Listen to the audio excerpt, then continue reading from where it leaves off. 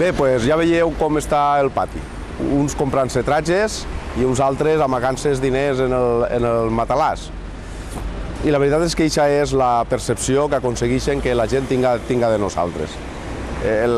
Jo no sé, no diré que la corrupció no s'hagi de combatre, no? Evidentment s'ha de fer sempre i s'ha de fer de manera activa, però a alguns la veritat és que ens fa l'efecte que el que es busca no és realment això, no és erradicar-la de la vida pública, sinó moltes vegades desprestigiar a l'altre, tant el Partit Popular com el Partit Socialista, i ho aconsegueixen. I a més busquen el moment adequat, com a cortines de fum.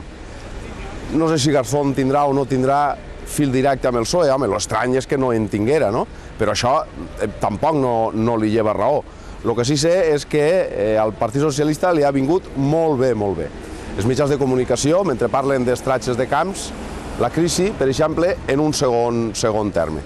Els interessa molt més això que la pèrdua de milers i milers de llocs de treball o la gent que està perdent la seva feina.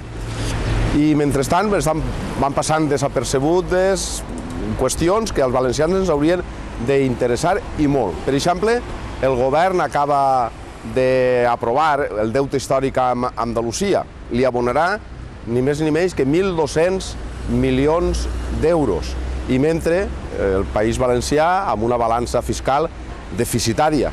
És a dir, que paguem el doble del que rebem.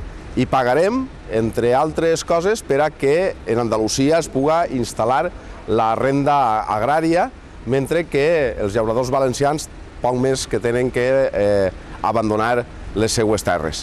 Jo no sé a vosaltres, però a mi la veritat és que m'importaria ben poc pagar-li uns quants tratges a camps si almenys s'ocupara de resoldre qüestions com aquestes.